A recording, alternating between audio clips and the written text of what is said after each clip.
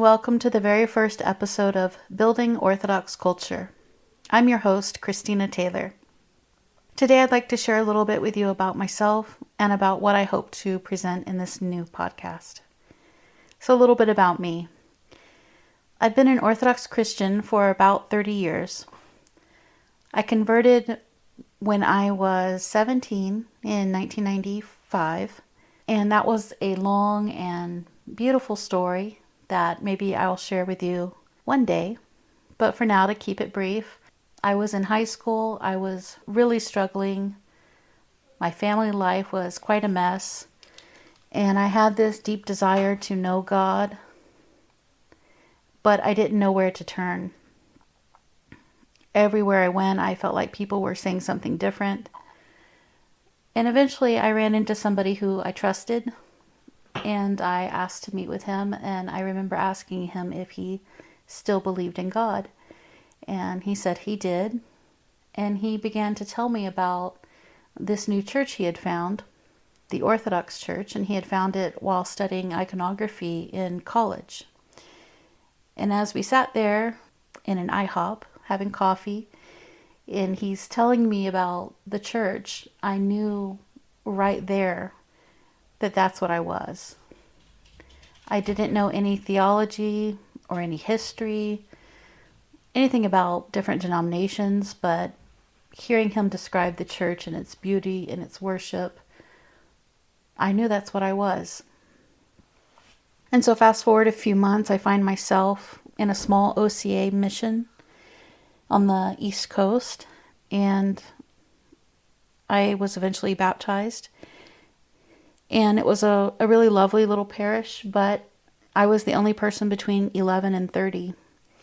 And having come out of a pretty troubled childhood and teenage years, I really knew that I needed support and I needed Christian friends, which I didn't have any. And so through a series of miracles, I ended up in California at an Orthodox church that had a very rich liturgical life, daily services, actually twice a day. The people were very involved with each other. They worked together, they went to school together, and there were many, many young Orthodox people. I met my husband here. After a few years, we were married, and eventually we made our way up to Northern California so he could finish school. And I think that transition from a very rich parish life, and in a way somewhat external, everything, at that time was new. It was still just Orthodox for a few years. Everything was new, everything was exciting, everything was fresh and easy in some way. All of a sudden we went to an OCA Mission again, very small. Everyone lived very far apart. The people were wonderful, but there just wasn't the support that you had in our previous parish. And so all of a sudden, all of these externals that I had learned over several years had to be really internalized. And I feel like this is the years where I really learned to live orthodoxy in the details of my life, when no one would see. It would be a hidden life.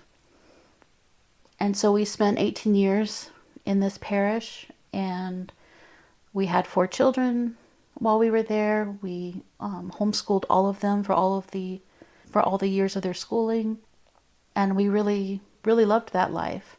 But as our oldest children got into high school, through a series of family tragedies and large events in our lives, we unexpectedly found ourselves where we are now, which is living at the foot of a Greek Orthodox monastery. It's been a great blessing for our family. It's also honestly taken a little bit of time to get used to. We were very unfamiliar with the Greek church in general, and the Greek language and Greek culture. And so while it took us a little while, it also taught us many new things that were specific to the Greek church, mostly their saints, their language, Just a very different flavor than what we had come from. And so as you can imagine, this has been a great blessing to once again find ourselves in a small community where we again have daily services and can engage in the spiritual life a little more than was available to us before. And so now we only have one child left at home. We still homeschool him. But as we're at the end of this journey, I spend more and more time reflecting on all of those years of being home and being quiet with my children. And I'm just incredibly grateful for this whole arc of my life, from where I was as a young person with so many struggles and so broken, to the great blessings that God has given me through my husband and our 4 children, and the blessing to be with them every day and to really know them on such a deep level.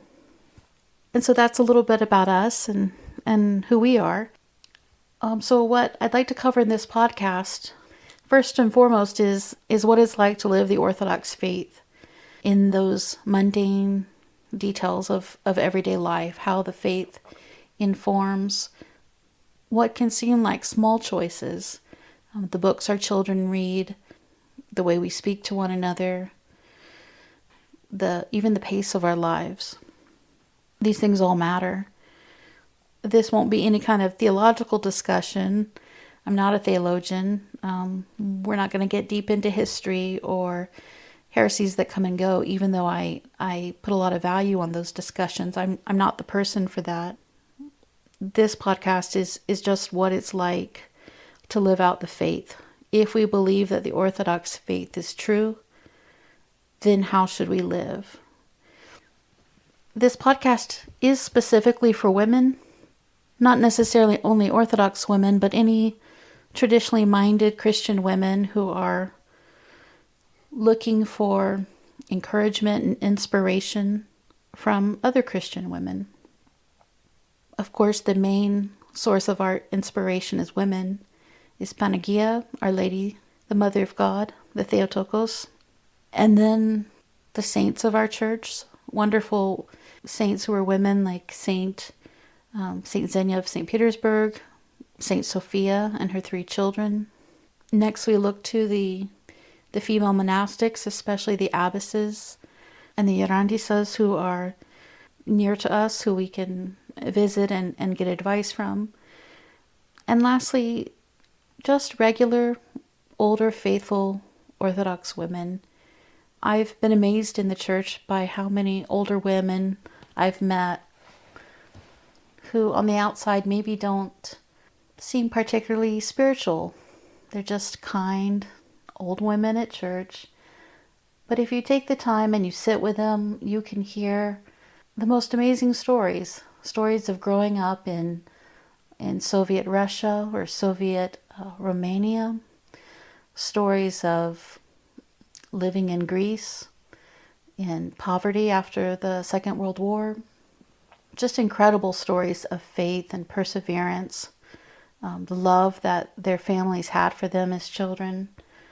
It's unlike anything I've encountered among American families, although I think it's probably there, but maybe it's a little more distant or harder to find. But in the church I find it everywhere, in these cradle Orthodox women who come from Orthodox cultures.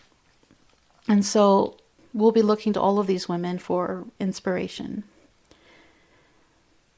I also feel really strongly and passionately about the formation of Christian children. Generally, we'll be talking about some homeschooling principles and parenting principles, but really everything through the lens of how do we raise the children, not to just be Christian in name, but to have a Christian way of living, of viewing the world, of thinking. Things like what should we be exposing our kids to and when? What daily habits should we cultivate? How to choose books? To what degree do we shelter our children from the world? And one of the most important questions, I think, is how important is our own spiritual life in the raising of our children? If you read the lives of the saints over and over, you'll see that they say, if you want to raise godly Christian children, then you have to attend to yourself as a parent first. You can't give them what you don't have. And that can be kind of a hard reality to come to terms with, but it's absolutely true. We always pray that God will make up the difference, and I believe He does. But one of the key principles in raising Orthodox children is the attentiveness to our own spiritual development. Lastly, I'd like to spend some time engaging and critiquing the dominant culture. This is a little harder one for me, I think. I spent many years off and on leaving the culture, turning off the TV, no internet, or just no input from the dominant culture. And then we'd have a few years where we maybe checked in and then we'd check out again. It was kind of this back and forth depending on where we were with our family. But as the children got older, as they started to hit high school years especially, I found that I really wanted to know what was going on in the world for their sake. I felt like I can't help them process what's in the world, what's going on, what they're seeing when they're going out to their job or when they start community college classes in high school. I can't help them process it if I don't know. And I don't want them to be scared to talk about it with me, and I don't want them to just be thrown out into the world without anyone to process what they're seeing. I think one really good example was, I think the year was 2013, maybe 14. My oldest was in a church summer camp, and I was cabin mom. And the girls that year decided that they were going to be called by male names. We thought they were just being silly, but it came out that actually they used the term, they were gender bending. And I think that was 10 years ago. I don't know how many people 10 years ago would have heard about that, or let alone be able to talk about it with your children 10 years ago. I know we're all very exposed to it now.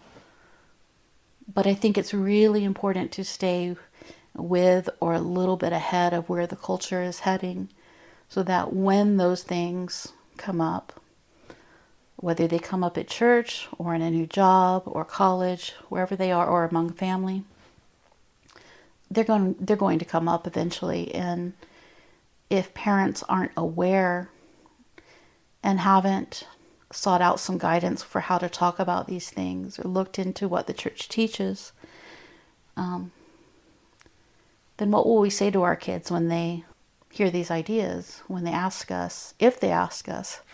So I think it's incredibly important, if you're a parent, to some degree be aware of what's going on in the culture. Maybe not so much when the children are younger, it's not so needed, but I do think it's needed when they're older.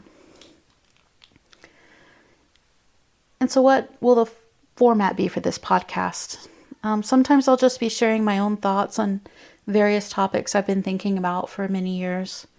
But I'd really like to focus on interviews with older Orthodox ladies. We have a few lined up already. Eventually we might be interviewing some Orthodox youth. This would be high schoolers or above, maybe young adults. And again, trying to get an idea for what are they thinking about, what are they seeing in the culture, what are some of the questions that they have.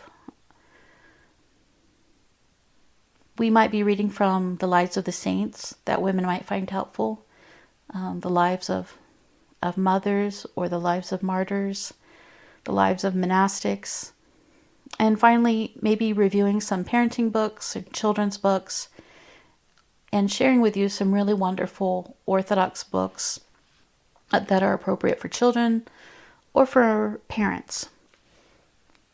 Many people may not realize that quite a few of the modern saints of the last 50 years have written about parenting, and I'd like to bring some of those writings to you. So finally, I want to let you know what this podcast is not. I don't speak for the church. I'm just speaking from my own experience. I'm not theologically trained. I'm just a mom. I'm not giving advice.